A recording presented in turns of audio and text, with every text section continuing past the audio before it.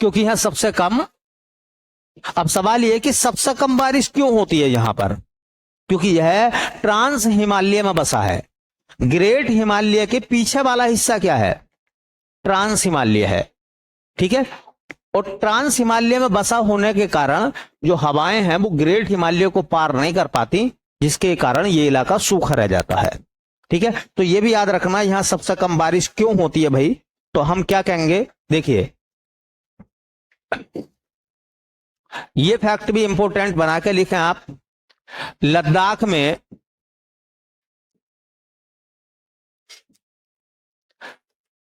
सबसे कम बारिश, लद्दाख में सबसे कम वर्षा इसलिए होती है, इसलिए होती है, लद्दाख में सबसे कम वर्षा इसलिए होती है क्योंकि यह ट्रांस हिमालय, ट्रांस हिमालय को बेटा पार हिमालय भी कहते हैं, है ना। पार हिमालय का मतलब हिमालय के पार करने के बाद का इलाका, ट्रांस का मतलब पार ही होता है, क्योंकि यह ट्रांस हिमालय में बसा है,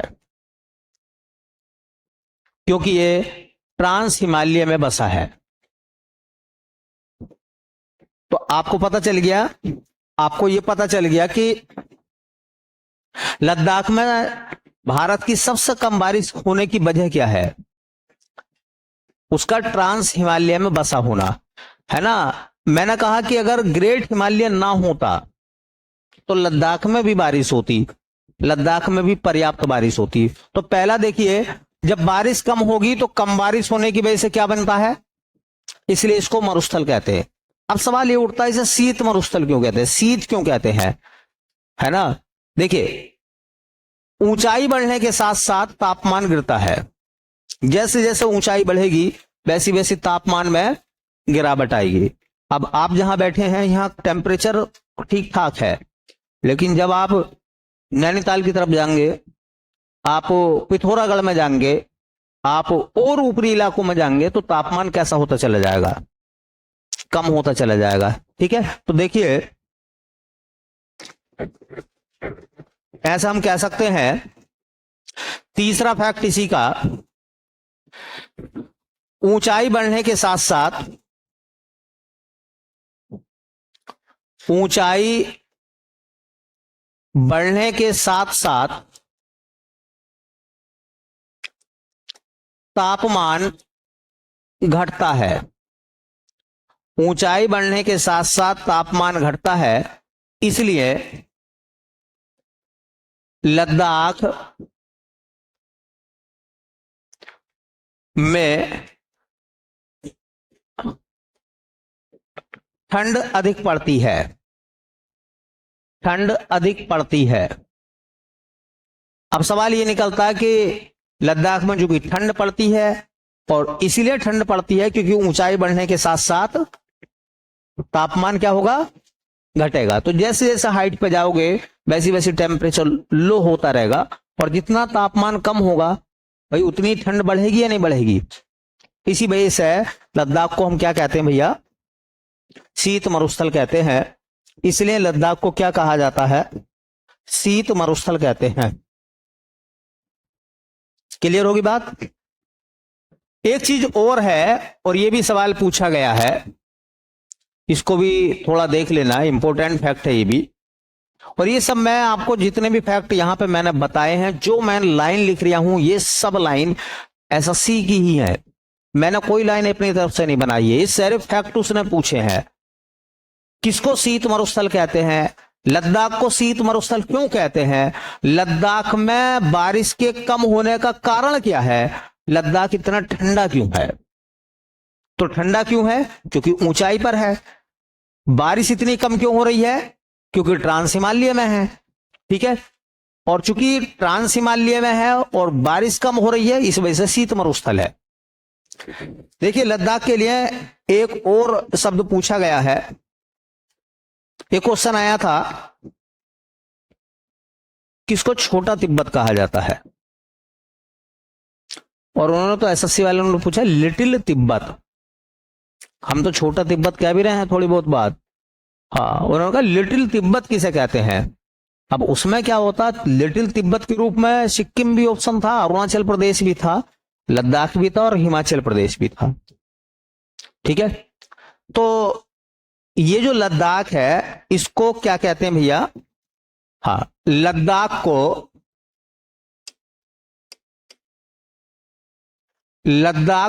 छोटा तिब्बत, लद्दाख को छोटा तिब्बत भी कहते हैं। अब याद रखना, किसको छोटा तिब्बत बोला गया है? लद्दाख को। अब सवाल यह है कि लद्दाख को छोटा तिब्बत क्यों कहते हैं? लद्दाख को लिटिल तिब्बत क्यों कहते हैं भैया? उसका क्या कारण है? यह सवाल एसएससी ने कंफर्म करा था भैया कि लद्दाख को, एक तो सवाल यह पूछा था कि किसको छोटा तिब्बत कहा जाता है, दूसरा सवाल यह पूछा था किस वजह से लद्दाख को छोटा तिब्बत बोला गया है। पहला सवाल पूछा गया छोटा तिब्बत किसे कहते हैं, तो हमने आंसर लगा दिया लद्दाख।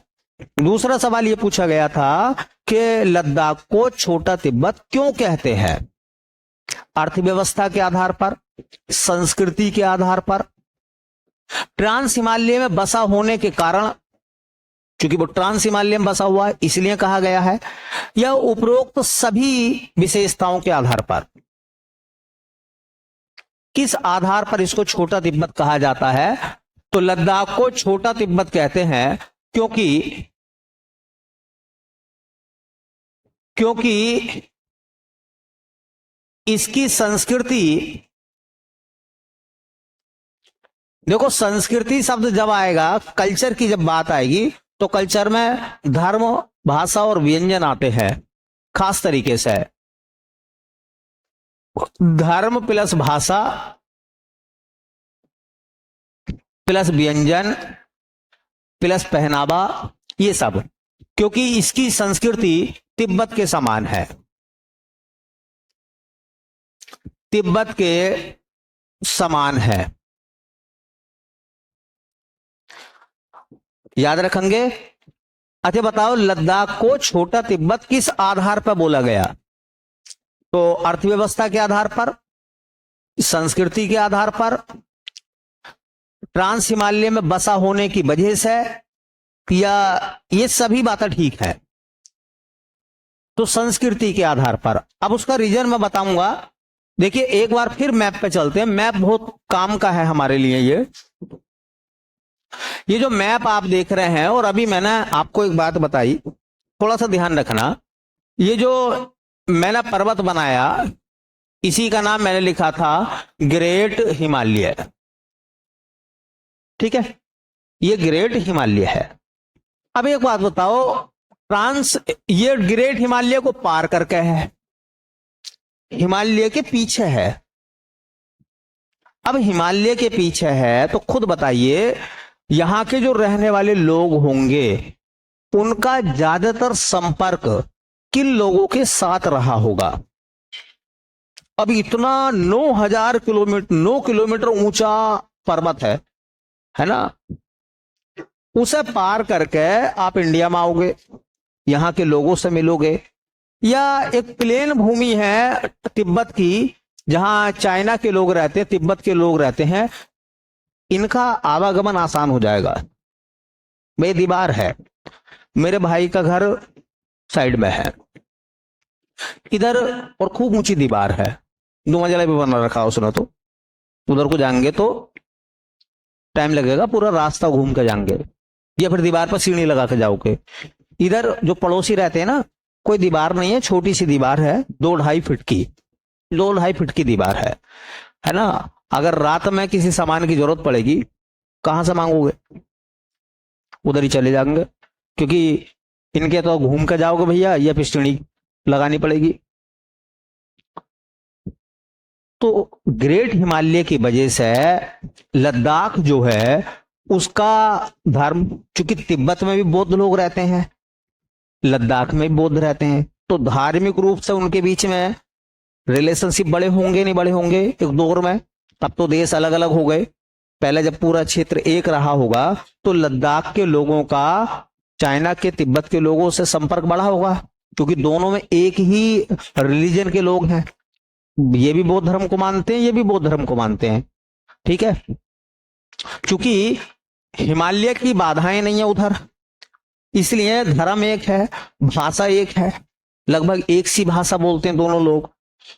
कपड़े पहनने के जो तौर तरीके हैं वो एक से हैं, खान पान है तकरीबन वो एक सा है।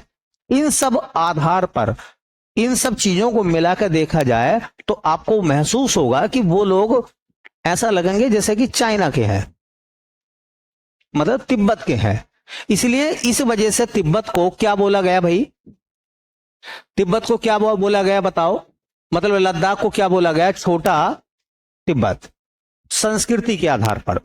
और ये होता भी है, क्योंकि जैसे कहते ना कि जैसा आपके आसपास माहौल होता है, आप भी धीरे धीरे करके उसमें वैसे ही ढल जाते हैं। अच्छे लोग होंगे तो अच्छे लोगों के रूप में आप ढल जाएंगे, और गलत लोग होंगे तो गलत लोगों के रूप में ढल जाएंगे। एक सवाल और पूछा गया,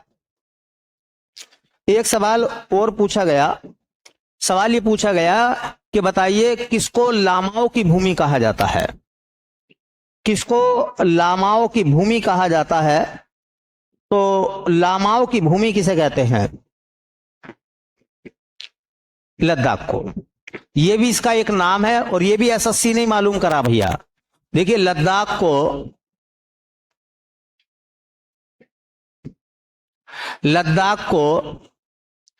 लामाओं की भूमि कहा जाता है। लद्दाख को लामाओं की भूमि कहा जाता है। यह सवाल भी एसएससी ने ही मालूम करा है कि बताइए किसको लामाओं की भूमि कहते हैं?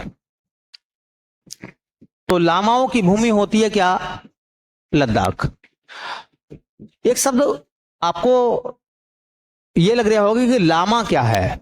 जैसा आपने सुना होगा दलाई लामा, नाम तो सुना होगा ना।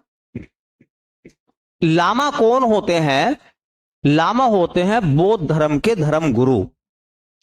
बौद्ध धर्म के धर्म गुरु। अच्छा, जो धर्म के गुरु होते हैं वो आध्यात्मिक गुरु कहलाते हैं।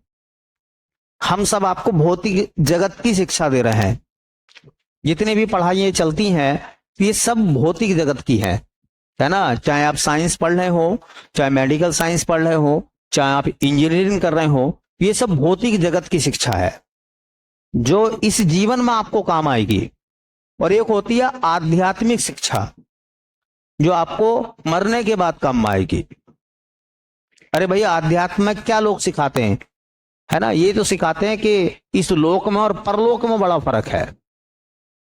अब भाई देखो, हमने तो परलोक देखा नहीं, ना हमें होश है ना, तो हम तो परलोक की बात करते नहीं, हम तो इसी लोक की बात करते हैं कि भैया यही लोक हमने देखा है। ठीक है, क्योंकि इतना दिव्य ज्ञान अपने आप में तो हमारे अंदर तो है नहीं भाई कि हम बैठे बैठे देख लें कि यहाँ स्वर्ग में क्या चल रहा है, क्या डिश पकी है, और नरक में किसके पकोड़े बन गए आज, है ना। तो ये हमारी तो रेंज से बाहर है। ये इसको दिव्य ज्ञान भगवान ने दिया है, वो लोग ही देखते होंगे, वो ही लोग बताएंगे इसके बारे में। तो वो ही आध्यात्मिक गुरु बन सकते हैं। हर आदमी आध्यात्मिक गुरु नहीं बन सकता, हालांकि बहुत सारे बन रहे हैं। ठीक है, तो जो इस जगत में काम आए भाई, जो इस जगत में काम आए वो भौतिक संसाधन है, और हम सब लोग भौतिक संसाधनों की बात कर रहे हैं, भौतिक संसाधनों पे हम लोग काम कर रहे हैं। तो ऐसी क्या है ना, बौद्ध धर्म के जो आध्यात्मिक गुरु होते हैं उनको लामा कहते हैं। और कई सारे लामा जो है वो लद्दाख में थे। कई सारे लामा लद्दाख में थे, इसी वजह से लद्दाख को लामाओं की भूमि कहा गया है ना। तो लद्दाख को क्या बोला गया है? लामाओं की भूमि कहा गया है। और लामा कौन होते हैं? तो देखिए, लामा बौद्ध धर्म के आध्यात्मिक बौद्ध धर्म के आध्यात्मिक गुरु होते हैं, गुरु होते हैं। तो बौद्ध धर्म के आध्यात्मिक गुरु को लामा कहा जाता है। और यह याद रखना है कि कई सारे बौद्ध गुरु अर्थात लामा तिब्बत में, लद्दाख में हुए हैं। इसी वजह से लद्दाख को क्या कहते हैं? लद्दाख को क्या कहते हैं भैया? लामाओं की भूमि। लद्दाख को और क्या कहते हैं? छोटा तिब्बत। लद्दाख को और क्या कहते हैं? शीत मरुस्थल। एक सवाल और पूछा, और जब ये सवाल आया, एसएससी ने सवाल जब ये मालूम करा, तो दिमाग के सारे सर्किट आपस में भिड़कर फ्यूज हो गया। उसने सवाल ये पूछा, इस तरह से सवाल था, क्वेश्चन पेपर में ये लिखा हुआ था कि किसको खापा चान कहा जाता है?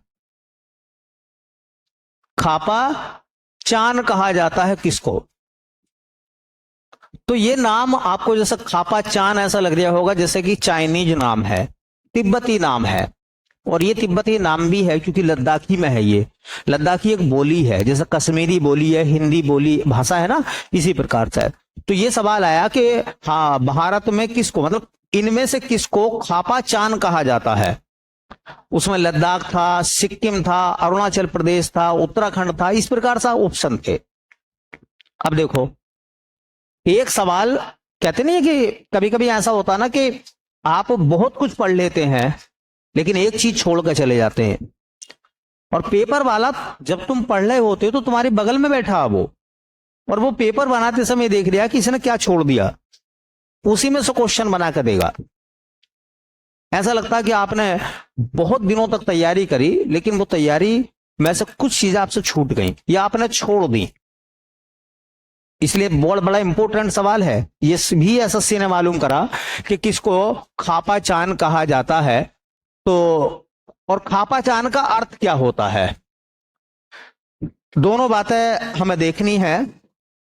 एक सवाल तो ये कि इसको खापा चान कहा जाता है।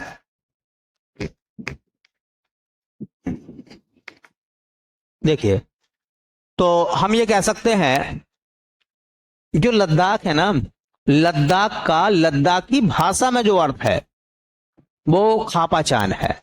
तो या तो यूं कहो कि खापा चान को लद्दाख कहते हैं, या फिर यूं कह दो कि लद्दाख को खापा चान कहते हैं। भाई अगर एक ही आदमी के दो नाम हो, अलग अलग तरीके से लोग पूछ रहे हो, तो आदमी तो एक ही है ना। तो खापा चान को लद्दाख कहते हैं, पुराना नाम खापा चान कह सकते हैं, ये लद्दाखी भाषा में खापा चान कहते हैं, या यूं कह दो कि लद्दाख को खापा चान कहते हैं, एक ही बात है ना। तो देखो, लद्दाख को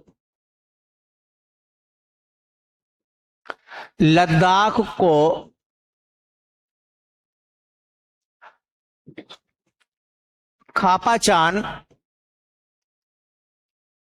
कहा जाता है।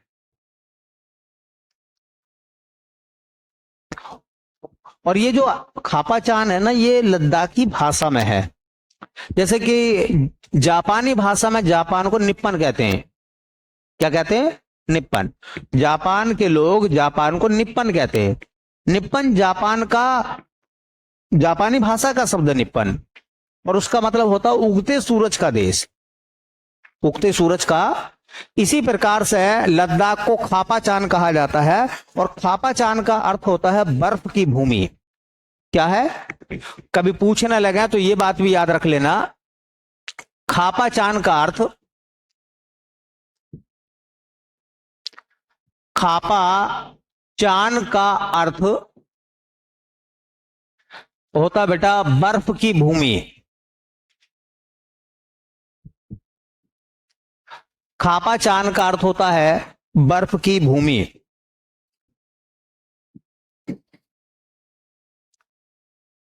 खापा चान का अर्थ होता है बर्फ की भूमि।